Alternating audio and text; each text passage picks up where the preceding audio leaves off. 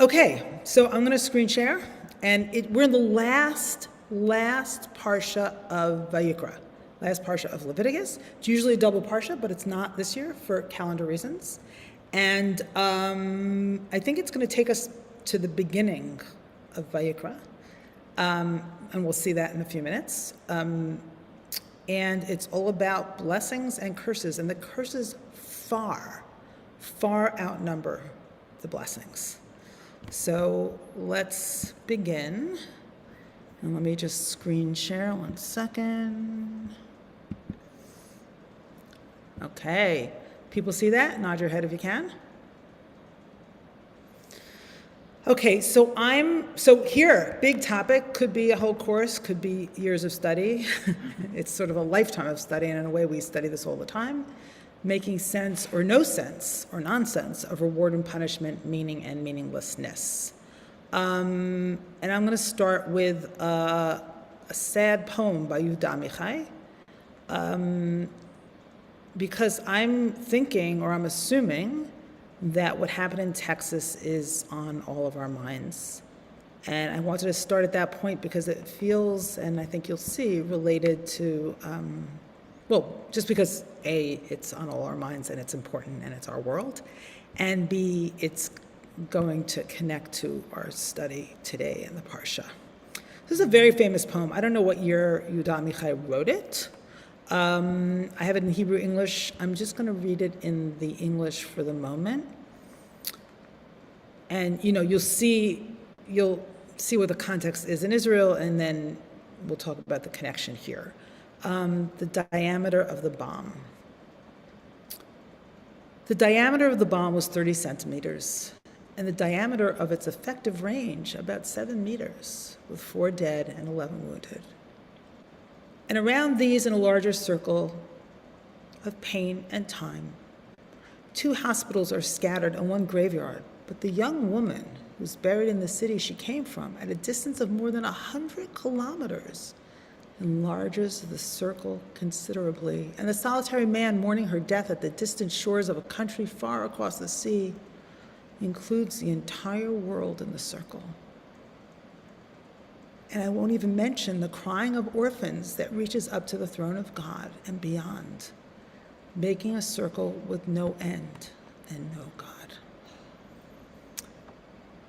So one of the very specific reasons I thought of this poem is when I read of the husband of one of the teachers who was shot, who dropped dead of a heart attack a few years after her death and really just died from grief, and thinking about their children and losing both their parents within a few days. And how far a tragedy like this reaches, how far it reaches. And then, the end, of course, making a circle with no end and no God. So there's lots of chat here. How is the rabbi and his family? Rabbi David is fine. He's getting better. He'll be fine. I think they're all basically fine. He dropped dead putting flowers at her cross. I thought he put flowers at her cross, then came home and died, but I don't know. I don't remember that specific detail.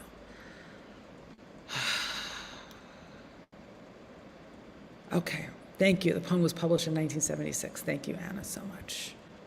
Does anyone want to say anything at this moment? I know it's hard to speak in the face of what's present in our world and its tragic implications. Did we have the bracha? You mean over Torah? Yes, we did.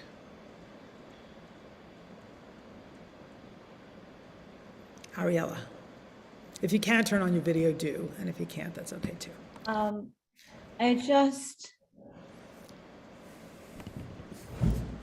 don't know that it'll be related to the parsha or not, but I think we need to mobilize better as a country, and to have someone who I won't name stand in front of the NRA, who was once our president, say that now we would take advantage of a situation to further our extreme agenda is sickening. So if we can keep that in mind, that words and prayers are just not enough, and that we need action. And maybe you'll somehow tie that to what we're going to study. Thank you, Ariella. Thank you. Amy and then David. I just want to say that, when you go to other countries, the way other countries are aghast at us as Americans and how these things happen only in America. They don't really happen overseas. And so I think we need to regenerate our pride in being Americans. And at 3:00 on Monday, whatever time zone you're in, there will be a playing of taps. And perhaps we can, I don't play an instrument, so I'm going to play a recorded version of taps as loud as I can on my back deck. And I would encourage everybody to regenerate your, the only way to combat hate is through love. And maybe one way to regenerate our love of country is by playing taps at 3:00 all over the nation to honor the dead, those who died, not only in Texas, but in other areas of our country. Thank you. Thank you. Thank you, Amy. David Kurtz. As I usually do, I read the Torah portion today before I. David, could you speak a little closer into the computer? Yes. Yeah. Sorry. Thank you. As I usually do, I read the portion this morning before an open book, and in this portion, the sword is mentioned many times, and I'm trying to tie it into the parsha today, and you can't help but think that God doesn't use a sword. I mean, people use a sword. God uses plagues. God uses the fire and brimstone. People use the sword, and violence has been unleashed around this land. And this portion seems particularly, and the phrase that comes to mind is, "You live by the sword, you die by the sword." Yeah. Yes, and we're going to get there. That's one of the things I had in mind, David. Thank you. Okay, Jay, and then we're going to go back to our texts. As someone who no longer lives in the United States, and the horror everybody feels about what happened in Texas and what happened in Buffalo, I do want to broaden the vision a little bit and what's going on all over the world, what's going on in Ukraine and the thousands of innocents, whose hospitals and places of sanctuary are being bombed with missiles. I just want us to understand that as horrible as what's going on in the United States, there's just stuff going on all over the world.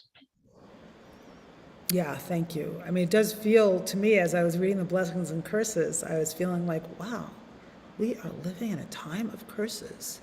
Wow. Like this, in some way, feels true to me, like in this parsha, like it never did before. Okay, so we're going to go back to our text. Thank you, everybody, for their comments. And again, just to tell everybody what's going on, I'm away in Stony Point, New York, but happy to be with you. I'm at a retreat. Rabbi David Ingber is recovering, but is much better and on his way to full recovery. And we're going to go back to our source sheet on questions of blessings and curses, reward and punishment, and meaning and meaninglessness. So here we go. Let's see, share my screen. I think this is it. Aha, okay, good. So here's the Hebrew, if you want to read it. Of course, it's, always should be, a poem, if possible, should always be read in the original. Okay. All right, so now I want to read the blessings. Now it's interesting that the blessings the curses far outnumber the blessings in the Parsha. But the blessings are beautiful and rich, and the language is so interesting. So let's spend a few minutes on that. And I'll start reading in the Hebrew, and then I might call on someone to read. So we're in Leviticus 26, verse 3. Im bechukotai telechu ve'et mitzvotai tishmeru va'asitem otam. If you follow my laws and faithfully observe my commandments. So notice in that first verse, there are two words for laws. One is chukot and one is mitzvot. And I'm not going to dwell on the difference, but traditionally chukot are understood to be laws which are mysterious, which we don't understand. But also notice that there are two verbs, so we're supposed to really be active. It's not just obeying. We're supposed to walk in these chukot, and we're supposed to guard the mitzvot, and we're supposed to do them. So there's three different things we're supposed to do in relationship to God's laws. So if we do that, right, if we're supremely active and guard and do, then v'natati gishmechem b'item, I will give you your rains in their time, in their season. I was thinking, with the climate crisis, we understand how crucial it is to have the rains at the right time and not at the wrong time, and not too many and not too little. V'natna ha'aretz yivula v'etz hasadeh yiten piryo, so that the earth shall yield its produce and the trees of the field their fruit. V'hisig lachem dayesh et batzir v'atzir yasig et zara v'achaltem lachmechem lasova yishavtem lavetach be'artzechem. Your threshing shall overtake the vintage, and your vintage shall overtake the sowing. You shall eat your fill of bread and dwell securely in your land. I bolded these two words, these words, because, some satisfaction, right, and satiety, I don't know if I'm pronouncing that correctly, is such a crucial thing, both on the individual level, physically, and also spiritually and psychologically, and the collective level for sure. And that sitting in trust in your land, like Jay was just talking about the Ukrainians, like they're in the opposite position of sitting in trust and confidence in their lands. And we too. My cousin was just telling me, she doesn't want to send her kids to school. And she sent her kids to school this week, and there were armed guards swarming around the school, right? That's the opposite of sitting in confidence in our land. V'natati shalom ba'aretz. And I will grant peace in the land, and you shall lie down untroubled by anyone. Or also, there won't be fear, there won't be charada, there won't be trembling. So again, it's the opposite of what we're experiencing at this moment. I'll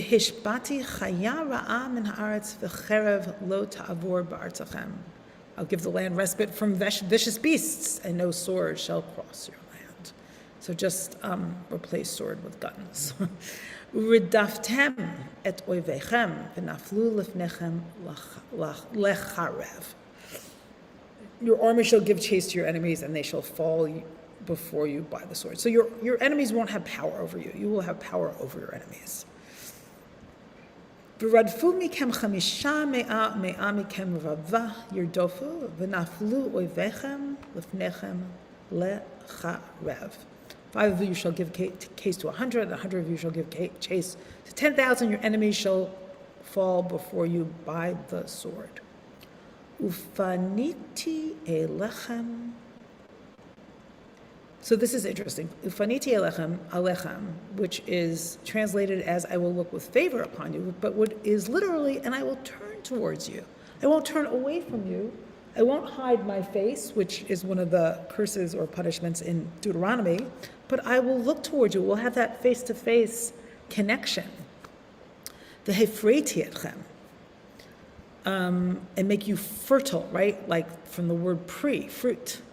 The hirbeti etchem, and will multiply you or make you many. V'hikimoti et briti etchem, and I will raise up my brit, my covenant with you, which means I'll be in relationship with you, right? We'll have a set of understandings and agreements. And then this is a beautiful, beautiful verse, and it's actually a song. I don't know if you want to sing it. I don't know if I know it. Okay. I have someone here with me. Va'achaltem yashan noshan, v'yashan mipnei chadash totziu. Okay, so this is a Benodesh song. Oh. Oh.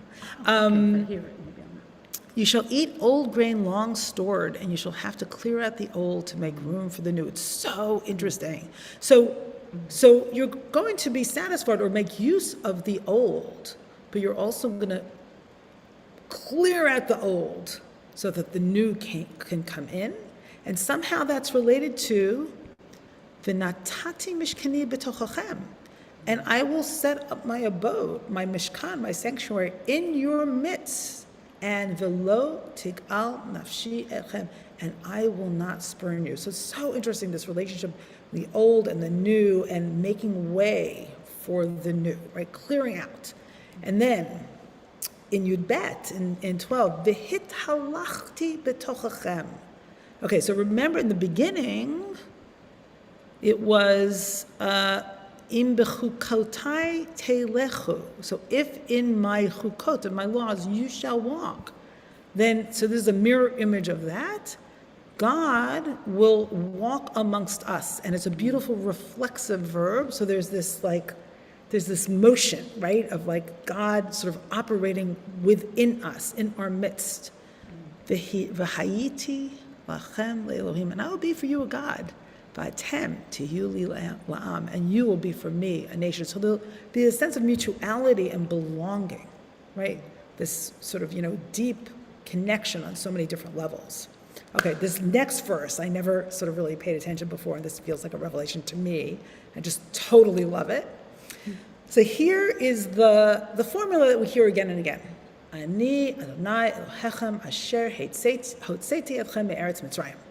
Right? I am Adonai, your God, who took you out of the land of Egypt. Okay, we keep hearing that, but for me, first of all, even that phrase has like special force right now for some reason, but it's like that sort of mighty declaration is like, I am God, right? I am God, your God, and here's what I did for you. But even more, if you recall, we've talked about this many times, the whole Exodus story is a birth story, right? It's the parting of the Red Sea and the Israelites going out and being born as a nation. So I hear this is like, I'm your mother, right? I'm your mother. I took you out. I have more to say about that another day in terms of my uncovering feminine images of God in the Torah. But so mihiyot lahem avadim, to be their slaves no more, right? From like, I took you out of Egypt from being slaves. The eshbor motot ulcham, who broke the bars of your yoke. So that yoke image is a yoke of an animal being yoked to their master, and sort of proceeding with this great burden on them. V'olech etchem komimiyut, and you shall come out, erect. You shall walk straight and with dignity, not like an animal who's bending under the burden of their master. Right, not like a beast of burden. And I think just that, I keep hearing like, I'm your mother, walk straight. Like, walk tall. And I took you out to walk, I took you out of Egypt so you could walk tall. So you could walk with dignity. So you don't have to act like a slave anymore. Of course, the Israelites forget that again and again. Okay, so those are the blessings. I'm going to stop my share to see if there are any comments about this. And there's going to be a tremendous contrast, a sort of like almost turning inside out of the text between the blessings and the curses. Okay, anyone who's not spoken yet would like to speak? Try to make some space for the new. Okay, Asher Chaim. And then Jay, I'll call on you when the new voices have stopped. We're clearing out the old. But we also want to hear from the old. Okay. The poem. Asher Chaim. And Jill, and let me just remind people to be concise since we have a lot of material to get through. Okay. The Yes, poem of Amichai is shattering. And it comes from an ethos of a land of Israel facing at that time endless cycles of terror attacks against civilians. And the purpose of terror is to terrorize. And so the circle expands beyond the bomb to the entire world. What I noticed just now as you were reading was that there's a promise of peace in verse 6. And yet in verses 7 and 8, they're still chasing their enemies with a sword. That's interesting. So it's a limited peace. And our expectations in an unredeemed world have to include the fact that there will continue to be bloodshed, and yet one is firmly rooted in one's place and in one's land. And I think it's the delicate balance of the need for political activism and at the same time recognizing the incredible blessings where the violence is the exception that becomes the news and becomes the focus. And 20 children in Texas, in a country of 200, 300 million people, rivet our attention because it's not supposed to be that way. And at the same time, aside from feeling terrorized, the hundreds of millions of Americans are living in relative safety, even blessing. Yeah, I'm not Anyone sure. who isn't confused these days doesn't get it, said Edward R. Murrow. Vibarti. Shamati. I'm not sure anymore about relative security. Maybe for the moment. I don't know. Okay, Jill.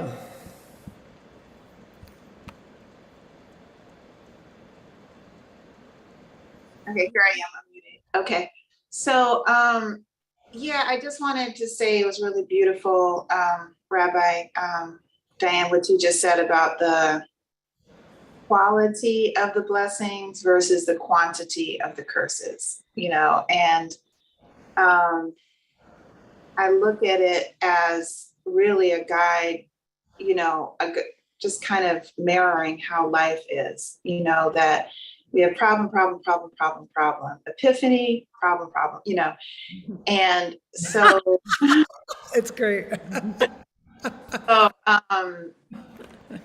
it also feels kind of like there's an invitation for a fixing, for a tikkun in there, based on, you know, the sin of the spies that I'm kind of tying into this, which is that they, you know, looked for the problems and they certainly found them, you know, but where Mashiach comes from is from our ancestors who found good among, you know, amidst all of the issues that they've experienced. So that's it. That's all I want to say. Thank you. And that's, you know, it's a good question. Can we maintain an island of blessing within, even in the face of what's going on in the world? And on the other hand, I have to say, I don't know about you, but even at my best moments in my own personal life, I feel like my life is a bit hollowed out right now by the awareness of what's happening around me and in our world. You know, it's that, I think that concept of like moral injury, like where what you witness, right, is so at odds with who you are and how you think the world should be, that your own life gets, you know, to feel a little empty or disturbed, even in the face of abundance and blessings and riches. Yeah, absolutely. Okay, Nehemiah.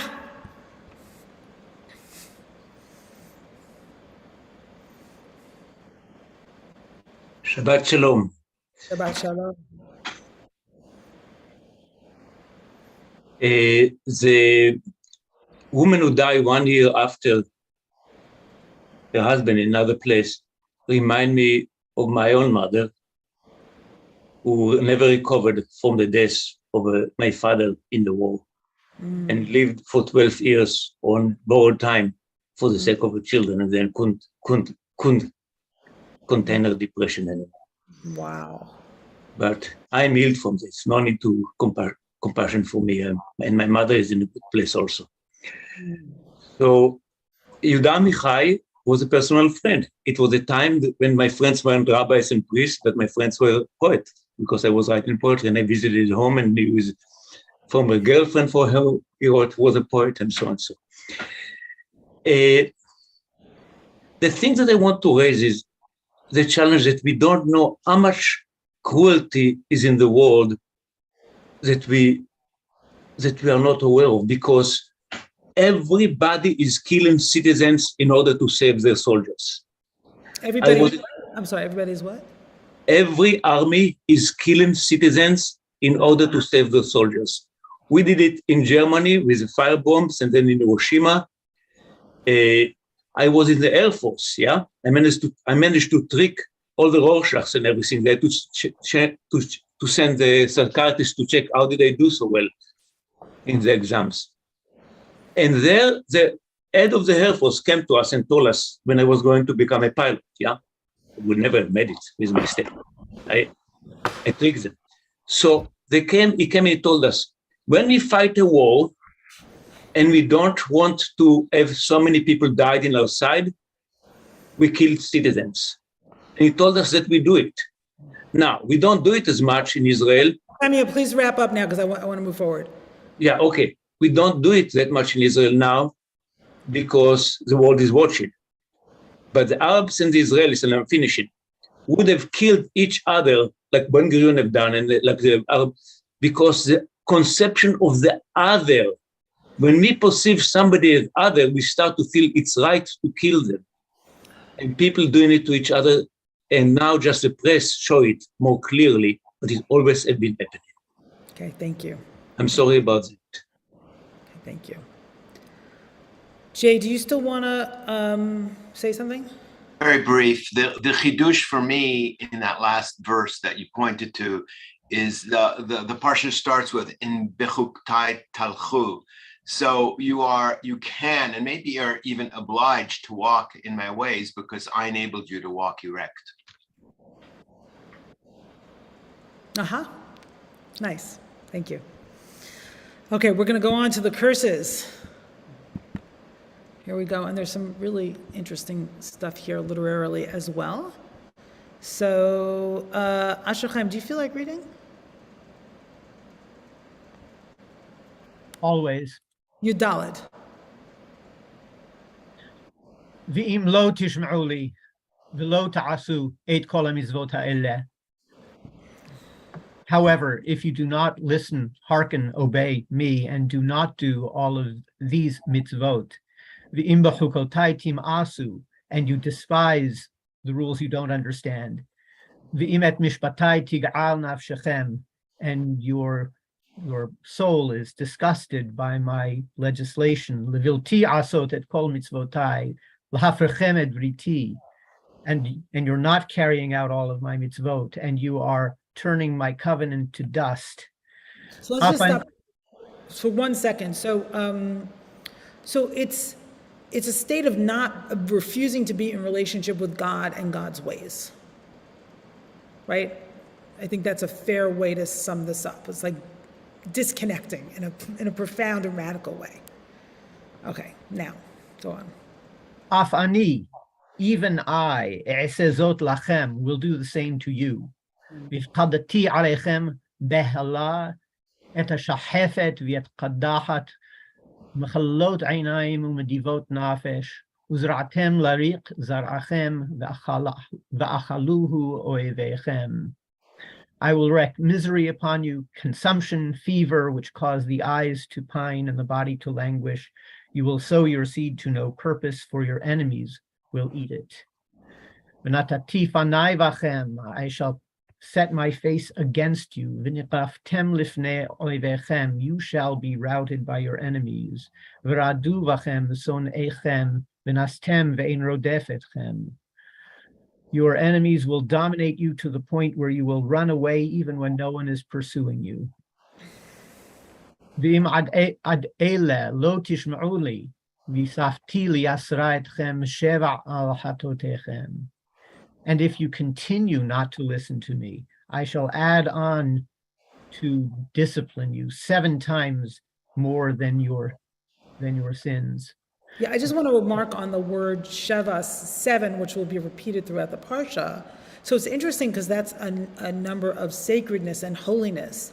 And the way I'm reading is, if you don't accept like the laws of holiness, my laws of holiness and the ways of sanctity, then the number 7 will be turned against you. Like if you're not going to understand the nature of 7, then 7 itself will become a curse or a punishment. ושברתי את גאון עוזכם ונתתי את שמכם כברזל ואת ארצכם כנחושה. I will break your proud glory. I will make your skies like iron and your earth like copper. So what does that mean? Like, what does that bring to mind, right? To me, it does bring to mind the climate crisis, like an workable soil like copper, and skies like iron, the weather gone amok. ותמלריק כוחכם ולא תיתן ארצכם את יבולח ועץ השדה לא ייתן פריו. So that your strength will be spent to no purpose, your land will not yield its produce, nor shall the trees of the land yield their fruit. So keep this word in mind, larik, which is related to rake, empty, and also related to spitting. And this word will come up again and again. ואם תלכו עמי קרי ולא תאהבו לשמוע לי, ואספתי עליכם מכה שבע כחטאותיכם. And if you remain hostile towards me and refuse to obey me, I will go on smiting you sevenfold for your sins. So this word carry also, occurs again and again in the parsha, and we're going to look at it more closely. Jonathan Sachs has some really interesting and compelling commentary on this. And also note the word carry and note again the 7, the occurrence of 7 in this verse. Okay, go on. והשלחתי בכם את חיית השדה ושקלה אתכם והכריתה את בהמתכם והמעיטה אתכם ונשמו דרככם. I will set upon you wild beasts. They will bereave you of your children, wipe out your cattle, decimate you. Your roads shall be deserted. So that just phrase, that shall bereave you of your children, is just hits home in such a painful way at this moment. ואם באלה לא תבשרו לי והלכתם עמי קרי, and if despite all of this you refuse to be disciplined, then I will continue to walk with you, peri, that key word, with hostility. והלכתי אף אני עמכם בקרי והכיתי אתכם גם אני שבע על חטאותיכם. I will remain hostile to you. I will smite you sevenfold for your sins. So again, carry, again, 7. It's kind of it's becoming a mantra. והבאתי עליכם חרב נוקמת נקם ברית ונאספתם אל עריכם ושלחתי דבר בתוככם ונתתם ביד אויב. I will bring a sword against you to wreak vengeance for the covenant, and if you withdraw into your cities, I will send pestilence among you, and you shall be delivered into enemy hands. ושברי לכם מקרה לחם, ואפו 10 נשים לחמכם בתנור אחד, והשיבו לחמכם במשקל, ואכלתם ולא תשבעו. When I break the staff of your bread, 10 women will be able to bake bread in a single oven. They will dole out your bread by weight, and though you eat, you will not be satisfied. Sorry, 27 we're up to. Hold on. Here we go. ואם בזאת לא תשמעו לי, והלכתם עמי בקרי, והלכתי עמכם בחמק קרי, וסרתי אתכם אף אני שבע על חטאותיכם. But if despite this you disobey me and remain hostile to me, I will act against you in wrathful hostility. I, for my part, will discipline you sevenfold for your sins. So if you walk with me and carry, I'll walk with you and carry. And there again, the number 7. ואכלתם בשר בניכם ובשר בנותיכם תאכלו. You will eat the flesh of your child, the flesh of your son, the flesh of your daughters, Okay. your sons and your daughters. Stop there a little bit because I know it's a lot. I just want to see if there's anything else we should read here. It's really a lot. Okay, I think we're going to leave this. People just, skim the rest of it on your own. And one of these verses we looked at last week. And I want to look at this question of Carey and Jonathan Sachs here. There's a little missing. Okay, there's a missing piece here, but that's okay. All right, I'll read the Sachs. So Rambam, the Maimonides, understands Carey to be related to the word mikreh, meaning chance, right? So that those letters kuf and resh, and if you remember, they're at the beginning of Vayikra, right? Meaning, and God called. Vayikra Adonai, I forget the first words of Leviticus, I guess, O Moshe, Lemor. But so Sachs has a whole thing between being called and accidental, right? Vayikra, being called, and the word without an aleph, because there's a small aleph in the first word of Leviticus, so you can read the word without the aleph, and that means everything's chance and accidental. The curses in Maimonides' interpretation are not divine retribution as such. It will not be God who makes Israel suffer, it will be other human beings. What will happen is simply that God will withdraw God's protection. Israel will have to face the world alone without the sheltering presence of God. This, for Rambam, is simply an inescapable measure for measure, midah keneged midah. So in other words,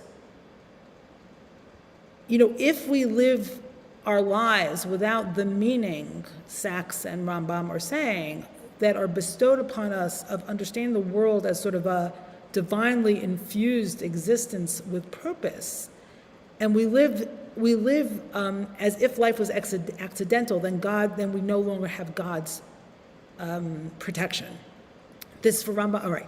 If Israel believes in divine providence, they will be blessed by divine providence, sort of like a mirror image. If they see history as mere chance, what Joseph Heller, author of Catch-22, calls a trash bag of random coincidences, blown open by the wind, they will be left to chance. Being a small, vulnerable nation, chance will not be kind to them.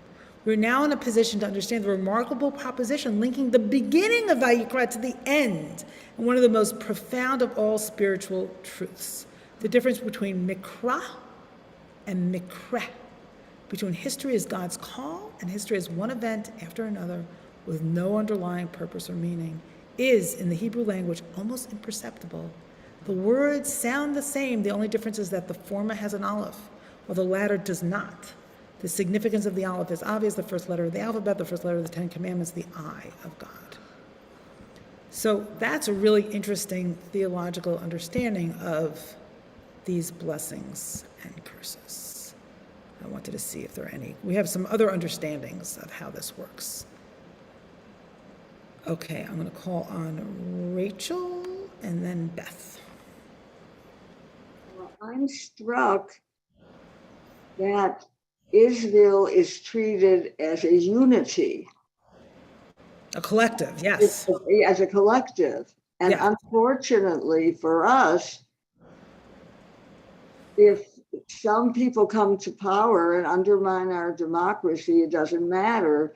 If we're sitting here in a synagogue trying to be good folks, because, how do you do that? How do you do that if we have now a possibility of each citizen walking with God or not? So it's very hard to apply the imagery. That's just a challenge. So what do we do with that now? Wait, why is it hard? I'm not understanding why it's hard to apply the imagery. Because I'm trying to walk in God's way. Yeah, but it's not an individual. What if somebody else who's in charge of my government doesn't want to walk in God's way? No, so how does this work? Exactly. Well, it seems to work on a collective basis where here's one answer, and then I have another answer. Okay, I'll take it. These are collective. These are texts that treat Israel as if they're a collective and as a collective. The United States is also a collective. So we're bearing the fruits of, in so many ways, of our collective history. Even if you do well, you're stuck in that. You're living in that karma, You're in that. That's number one. Number two, I'm wondering if there's a way to live, and I don't know the answer, individually, walking in God's ways, however you construe that, walking in the ways of purpose and sort of a divinely, a life that is connected to the divine, even amidst this collective nightmare and living in the curses. I don't know. I don't know, Rachel. It's a question. Okay, so I see a lot of comments, so I'm going to ask everybody to be brief because we have a few other, I think, meaningful texts to get through. Okay, not get through, to explore and soak into. Okay, so briefly, Beth, Paul, Stephen, I'm going to ask you if you've spoken already to just, yeah, if you could lower your hands just for now, and I'll come back to you. Okay? Nehemiah, we're not calling on people a second time now. Okay, Paul and Stephen. Shabbat Shalom. Oh, sorry, Beth. I'm struck by our verse, or not our verse, but Maimonides' comments on the verse with regard to a universe inhabited by God as opposed to a universe of a trash bag that's been blown open. When I was watching on TV several days ago, the first news conference that included a bunch of legislators in Texas, there was an insistence that no law could have prevented the tragedy that transpired. And as if this was some sort of random event and nobody could have predicted it and nobody could have prevented it. And yet there's also this equation of long guns, which I happen to have grown up with assault rifles. And Beth, I want to move on, just if you could please wrap up. Yeah. Yeah, my point is that these supposedly God-fearing people also seem to think that we are helpless and that we can't do anything. And obviously I don't agree. Yeah. Thank you. Paul and then Stephen.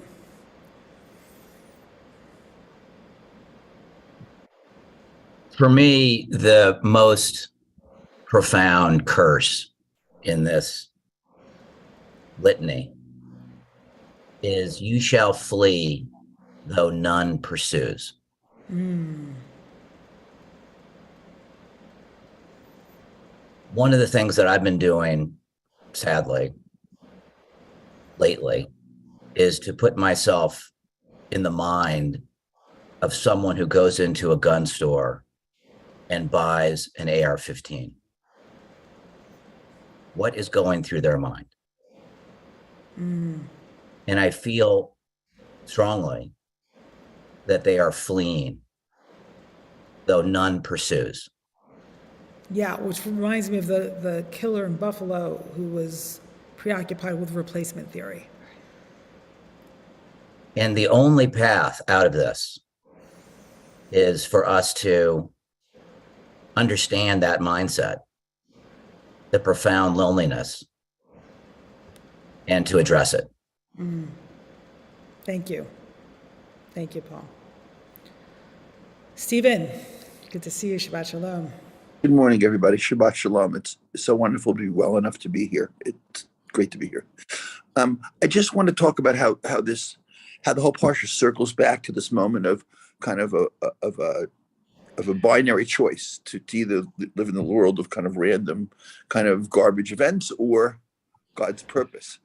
It for me is the most difficult because it takes away the possibility of what I would call Yahweh ambiguity. I don't mind every moment to have a consciousness of whether I think every single thing that happens to us is that the Yah decides to have this war in the Ukraine, or that for our own good we should have yet another plague, or maybe monkeypox. And on the other hand, I certainly don't think this is all random. But when forced to make a choice, it's horribly clarifying for me, because if in fact all the ills in the world are God's purpose, as opposed to God choosing not to intervene to some random thing that isn't explicated clearly, that's much more horrifyingly clear to me that God might do this all. Thank you for your moment. No, Stephen, that's crucial. And I think the game of assigning meaning is a very tricky one in this world. And, I've said this before, like we're always assigning causality. We're always searching for causality. Like someone, and I've said this, so I'm sorry for repeating myself, but someone's in a car accident, were they wearing a seatbelt? Someone dies of lung cancer, did they smoke? Like we like causality. We feel much more comfortable in a world that's not random. And I agree that purpose, if purpose and we can overinterpret the world, and that can be oppressive. I remember once saying to a friend who was sick, actually my chavruta Sharon, who's not here today, saying, something must be going on for you emotionally. She goes, don't, leave me alone with your interpretations. I just have a cold, She didn't say exactly that, but it was kind of like that. And it's true, we can impress each other with our interpretations, withhold your frames of meaning and don't sort of always use them on one another in ways that are not, or ways that can be arrogant. So Stephen, I'm with you, but it's such a tricky question, right? We can't but help but look at the climate crisis and say, this is like the fruits of our action. Like there is causality here. So, but thank you for that. Blessings, Rabbi. Thank you. Blessings, Stephen. So glad to see that you're better. Okay, Lori, and then we're going back to some texts. Lori, you have to unmute. I'm unmuted. Can you hear me?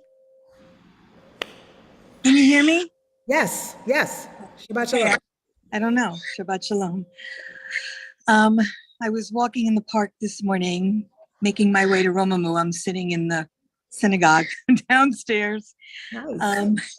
And I just want to thank Paul for what you shared, because as I was walking in the park looking at the trees, I'll try to keep it very short. Bessel van der Kolk did a conversation with Rabbi Jacobson, and my client sent it to me this week, and it's about Torah and trauma. And Rabbi Jacobson said that we're in the last generation and God comes through the body.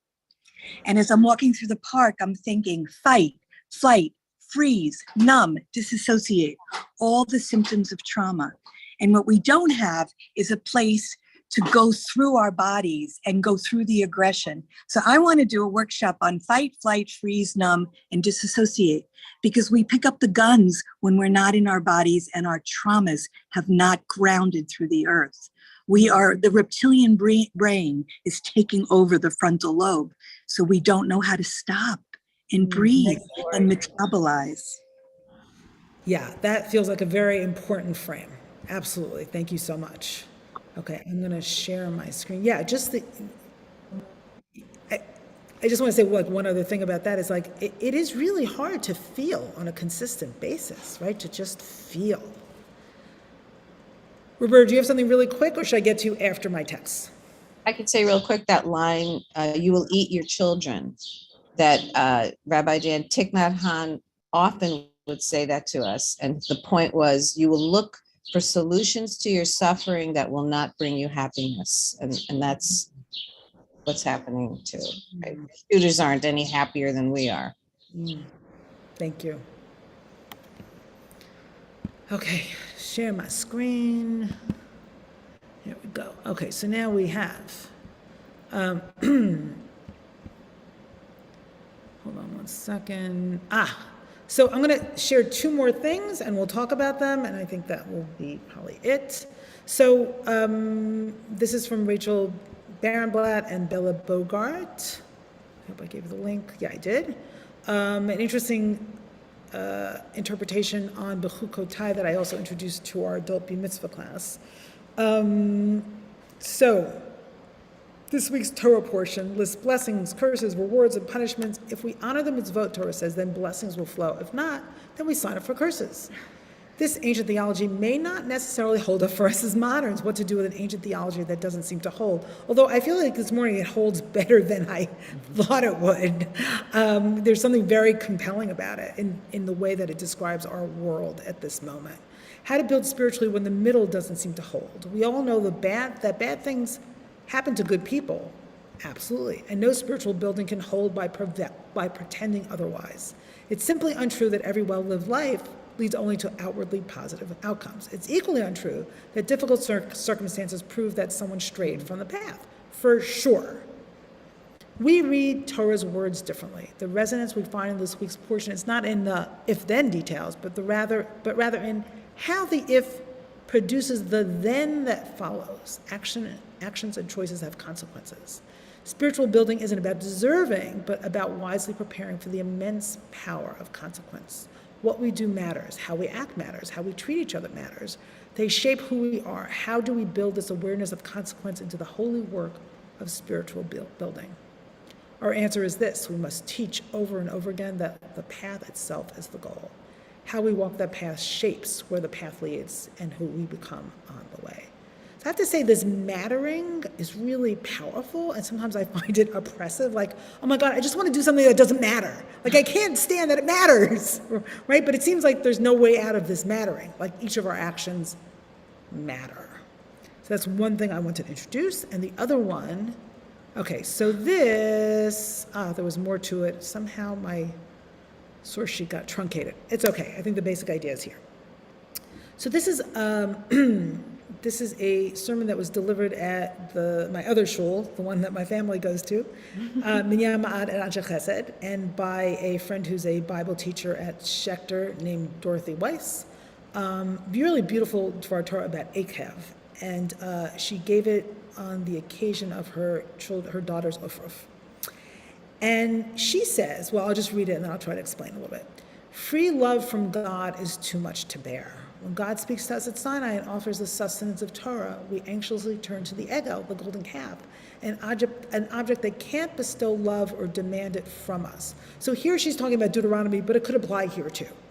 Perhaps then the conditional language of Deuteronomy is not intended as a threatening scold, but rather as a means to bind the anxiety of taking God's love by feeling that we've earned it. After all, does God really need us to do and obey? As quoted above and in another context within our parsha, God looks to benefit us in the end out of love.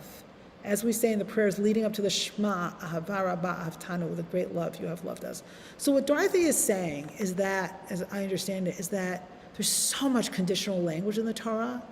And, I often ask, and I've done this, with you in Open Book or in some of our classes together, like, why are human beings telling the story this way? And why are they imagining God in this way? And she's saying that the language of reward and punishment sort of gives us a way to structure an overwhelming relationship with God. It's like, just as children think very much, young children, in terms of being good and bad, right? It's like this overwhelming love is too much to bear. So, if I don't have it, I must not deserve it, right? Or if I do have it, I must deserve it. Right? There's something about that makes it sort of easier to sort of hold. Okay, I'm going to ask again if anyone who hasn't spoken would like to speak.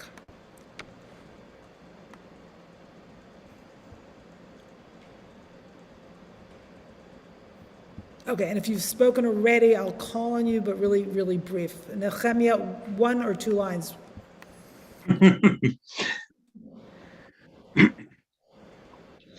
Krishna said to Arjuna, when he asked about karma, his answer about karma is, mysterious are the ways of karma. We can't really understand them. The simplistic way is for children. That's the way it's for children.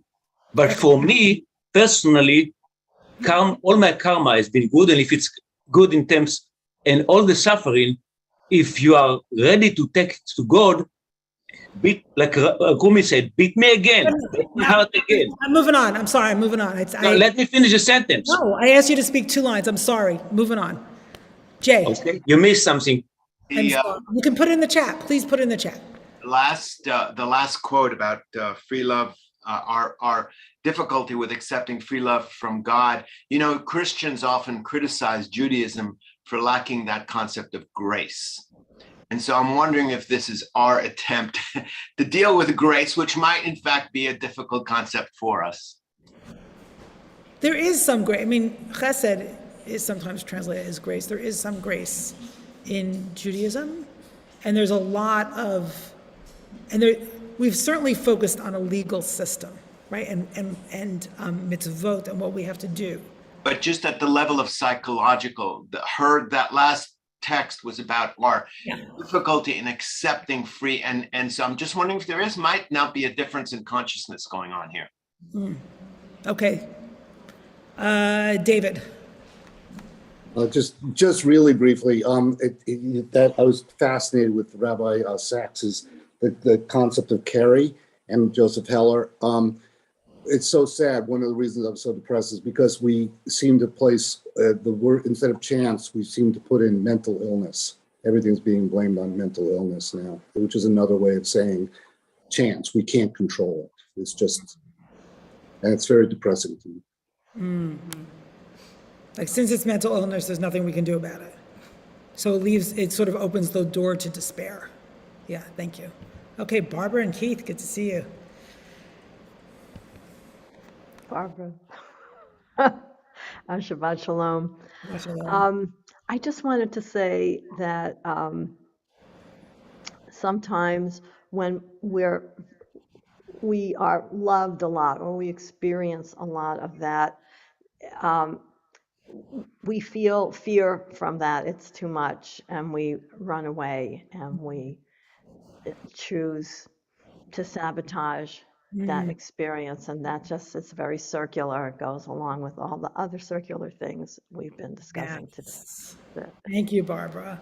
It reminds me, when one of my kids was about to leave for college, this is like true for so many parents and children and mothers and daughters, like you start fighting a lot because you prefer the fight than the grief of the separation or the pain of the separation. And I know often, like, I'd rather bicker with my husband than like feel the love. It's like sometimes you don't want to feel, it's just too hard to feel the love. So you'd like do all kinds of shenanigans, all kinds of drama. It has nothing to do with, well, I don't know if it has nothing to do with what is real, but it kind of covers up something often. Right, so, it's too much. It's too much. It's too much. What can we, and this goes back to Lori's point, what can we feel? Like, what can we feel? What can we tolerate? Hi. All right, it is 9:45. I see all kinds of great stuff in the chat, but I can't. Oh, that's interesting what Kathy Lynn's saying. There's so much interesting, rich stuff in the chat. It feels like another layer of text, so thank you for that. The subtext of the class. And I, with all of you, pray for peace, pray for protection, pray for us not to fall into despair. I'll add a prayer for action. Pray for action. Pray for our ability to stand tall, right? Stand tall and say no. I know. This is not the way it should